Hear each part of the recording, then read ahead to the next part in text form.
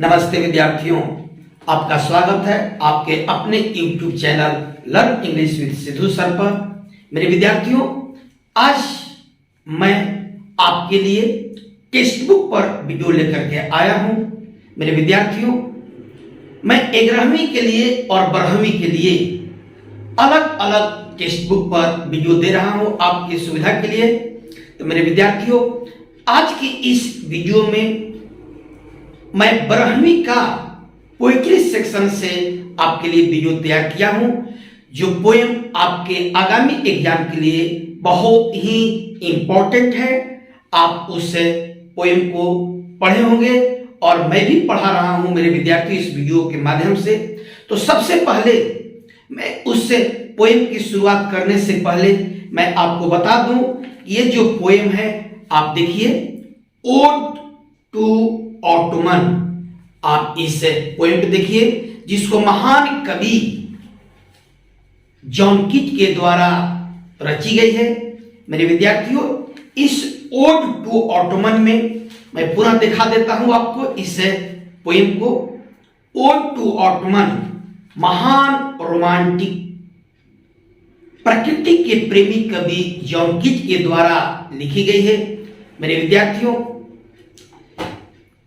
इस पोएम को पढ़ने से पहले और वीडियो शुरू करने से पहले मैं आपसे पुनः रिक्वेस्ट करता हूं मेरे विद्यार्थियों कि यदि आप हमारे चैनल को फर्स्ट बार देख रहे हैं तो आप हमारे चैनल को learn English with Sidhu sir को सब्सक्राइब कीजिए, लाइक कीजिए और हमें कमेंट जरूर दीजिए मेरे विद्यार्थियों, क्योंकि मैं आपके आगामी परीक्षा को ध्यान में रखते हुए बार बार नए नए टॉपिक पर, इंपॉर्टेंट टॉपिक पर आपके लिए वीडियो उपलब्ध करा रहा हूं।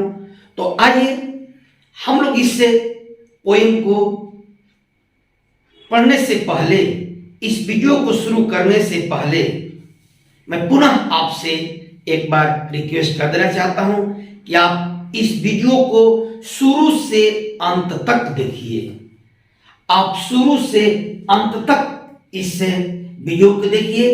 कोई भी टॉपिक के वीडियो आप शुरू से अंत तक मेरे विद्यार्थी देखिए, इसके बाद ही आप अंतिम निष्कर्ष पर पहुंच पाएंगे कि आखिर इस वीडियो में किस तरह की पढ़ाई की गई, किस तरह के टॉपिक पर क्या चीज बताया गया है। तो मेरे विद्यार्थियों, ओड टू ऑटमन, जिसको आप लोग पतझड़ मौसम कहते हैं, मौसम कहिए, ऋतु कहिए। ऑटमन मीन्स पतझड़। जिस तरह से हम लोग के यहाँ बसंत ऋतु होता है, उसी प्रकार से ब्रिटेन में ऑटमन सीजन होता है, जिसको पतझड़ मौसम या पतझड़ ऋतु कहते हैं। तो सबसे पहले इस पोएम को हिंदू रूपांतर जानने से पहले हम लोग इसके एक एक वर्ड मीनिंग को जान लें। मेरे विद्यार्थियों, बिना वर्ड मीनिंग जाने आप इसका हिंदी लाइन बाय लाइन नहीं कर पाएंगे, इसके कवि परिचय को भी आप अच्छी तरह से नहीं समझ पाएंगे। साथ ही साथ इस पर जो ऑब्जेक्टिव क्वेश्चंस बनेंगे, और जब तक पोएम को आप लाइन बाय लाइन नहीं पढ़ेंगे, जॉन कीट के बारे में उनके कवि परिचय आप यदि विधिवत बारीकी ढंग से नहीं पढ़ेंगे तो आपको ऑब्जेक्टिव क्वेश्चंस हल करने में बहुत ही कठिनाई होगी। तो आपके सुविधा के लिए मैं इस वीडियो में ओड टू ऑटमन कविता का वर्ड्स मीनिंग कलेक्शन किया हूं। तो आइए हम लोग वर्ड्स मीनिंग को अच्छी तरह से पढ़ते हैं, एक एक शब्द पढ़ते हैं मेरे विद्यार्थियों। चूंकि कविता थोड़ा लंबा है तो वर्ड मीनिंग से बहुत ही अधिक संख्या में है, इसलिए आप घबराइए नहीं। एक एक शब्द को मैं उसका हिंदी बता दिया हूं आपको समझने के लिए, आपके आराम के लिए, ताकि आप आसानी से इसका हिंदी आप कर सकते हैं मेरे विद्यार्थियों। तो हम शुरू करते हैं। सबसे पहले ओड। ओड ऐसे तो आप जानते हैं कि फिगर्स ऑफ स्पीच है, यानी कविता का अलंकार है। ओड मतलब होता है संबोधन कविता, या किसी व्यक्ति पर, किसी वस्तु पर आप कुछ उसकी विशेषता के लिए आप लिखते हैं, उसी को ओड माना जाता है। ओड मतलब संबोधन की कविता। ऑटमन मीन्स पतझड़, मिस्ट मीन्स कुहासा, मेलो मीन्स मीठा। विद्यार्थी, मैं एक एक लाइन का मीनिंग यहां कलेक्शन किया हूं। फ्रूटफुलनेस मीन्स प्रचुरता, क्लोज मीन्स घनिष्ठ, बुजम फ्रेंड जिगरी दोस्त, मैच्योर परिपक्व, कंस्पायर साजिश करना, कहीं कहीं आपको योजना बनाना या योजना करना भी मिलेगा। लोड भार देना या लाद देना। वाइन लता, जो लतेदार पौधे होते हैं, जैसे अंगूर का पौधा होता है, जैसे कद्दू का पौधा होता है, जैसे हम लोग के यहाँ सेम का पौधा होता है जो लतेदार पौधा होता है, उसी को लता बोलता है। थैस फूस का घर या फूस का छत। इप्स छज्जा, जो घर के बाहर छज्जा निकला होता है। बहुत ही आसान शब्द है, बहुत भारी भारी शब्द नहीं है। बेंड मुड़ना, मॉस काई, कॉटेज ट्री घरेलू पेड़, राइटनेस परिपक्वता, कोर फलों के बीच का कड़ा भाग, स्वेल फूलना, गॉड कोहड़ा या कद्दू, प्लम गद्देदार, सॉरी गुद्देदार पढ़िएगा, गद्देदार नहीं बल्कि गुद्देदार। प्लम मीन्स गुद्देदार। हेजल मीन्स छोटा पौधा जो अच्छा फल दे। सेल यानी छिलका। कर्नेल बीज। बडिंग उभरता हुआ या नवोदित। स्टील अभी। बी मधुमक्खी। मीनिंग है मेरे विद्यार्थियों अंटिल, ध्यान दीजिए, अंटिल मीन्स तक। वार्म मीन्स गर्म। सीज मीन्स समाप्त होना या अंत होना आप कहिए। ओवर ब्रिम्ड पूरा भरा हुआ। क्लेमी चिपचिपा लसेदार। OF की लिखा हुआ यानी यह ऑफ्टन शब्द है। ऑफ्टन मीन्स प्रायः। एमिड मीन्स के बीच में, के मध्य। स्टोर मीन्स भंडार। समटाइम्स मीन्स कभी कभी। Whoever मीन्स जो भी या जो कोई। सीक कोशिश करना, तलाश करना। अब्रॉड विदेश। फाइन पाना।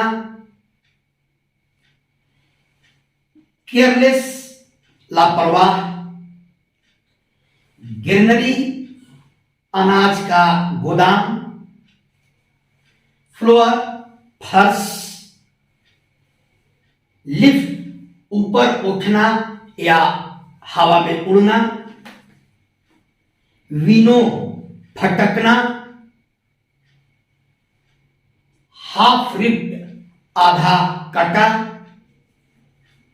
फुरो सिकन या चेहरे पर बनी गहरी रेखा। एस्लिप सोया हुआ। ड्रॉज ऊंघना। फम धुआं। पोपीज जिसको आप पोपी भी बोलते हैं। खसखस या लाल रंग का जंगली फूल। खसखस का मतलब जब हम लोग कोई अनाज को ओसाते हैं तो जो उसका मेही जो कण है हवा में आगे की तरफ जा करके अनाज से आगे जो गिरता है, जिसको हम लोग दूसरे भाषा में माने कूड़ा करकट की तरह कहते हैं, यानी जिसको भूसी कहते हैं हम लोग देहाती भाषा में, उसी को खसखस कहा जाता है मेरे विद्यार्थियों। व्हाई जब, हुक प्रहार, स्पेयर छोड़ना, स्वाप बड़ा टुकड़ा, ट्विन जुड़वा। मेरे विद्यार्थी घबराने की बात नहीं है, क्योंकि बहुत लंबा थोड़ा यह कविता ओड थोड़ा लंबा होता ही है। कभी उसमें किसी व्यक्ति, किसी वस्तु या किसी ऋतु की प्रशंसा करते हैं तो प्रशंसा में उसके सारे पक्ष विपक्ष दोनों को ही रखा जाता है। तो ऐसी स्थिति में ओड जो कविता होता है थोड़ा लंबा हो जाता है, इसका मीनिंग थोड़ा सा ज्यादा है, इसीलिए घबराने की बात नहीं है। मैं एक एक मीनिंग का कलेक्शन कर दिया हूं, एक एक शब्द का हिंदी यहां मैं लिख दिया हूं, आपके लिए बहुत ही आसान मैं बना दिया हूं। तो नेक्स्ट जो मीनिंग है वह है ग्लीनर, एकत्र करने वाला या इकट्ठा करने वाला, स्टीडी नियमित, लार्डेन लदा हुआ, एक्रॉस आर पार, ब्रुक मीन्स तालाब या झरना कहिए, साइडर प्रेस मीन्स सेव से शराब बनाने वाला मशीन, एक प्रकार का यह मशीन है।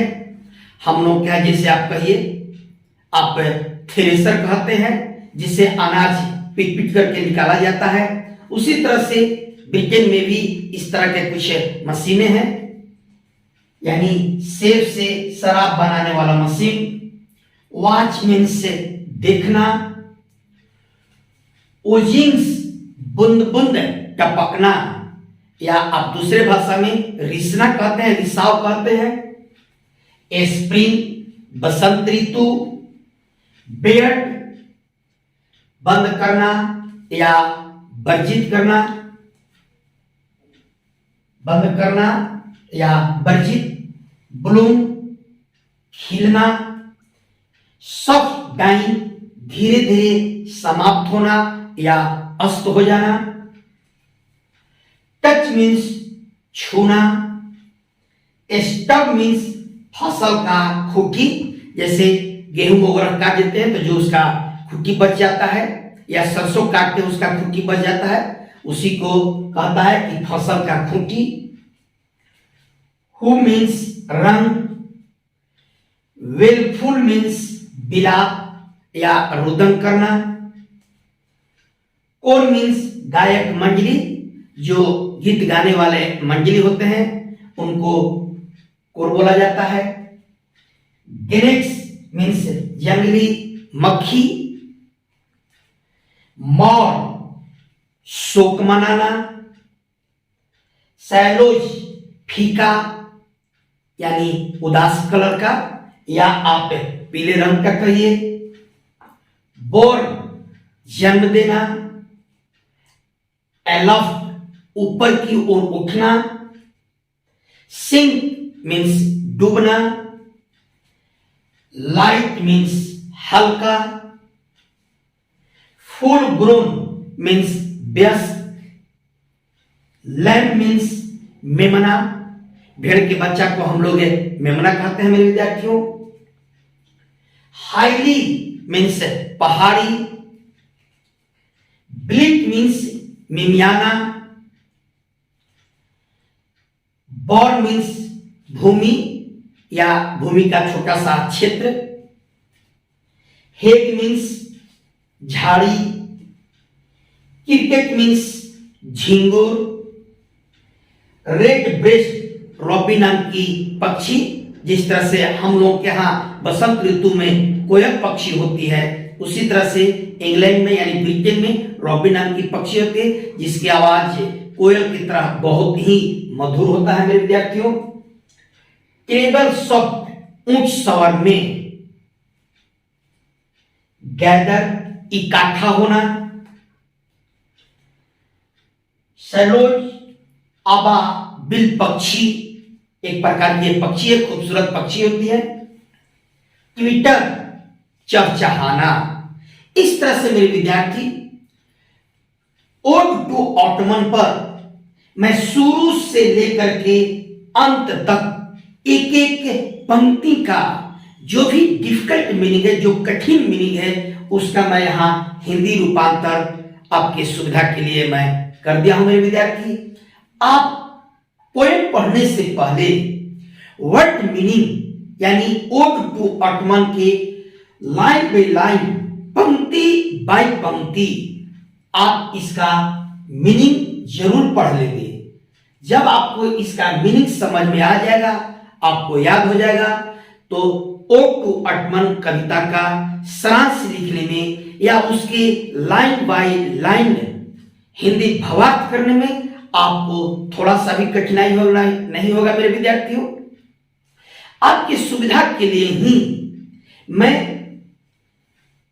लाइन बाय लाइन जो भी डिफिकल्ट उसके वर्ड्स हैं, मैं यहां शुरू से लेकर के अंत तक उस सारे शब्दों को कलेक्ट करके उसका हिंदी रूपांतर करके इस वीडियो के माध्यम से आप तक पहुंचाने का मैं प्रयास कर रहा हूं।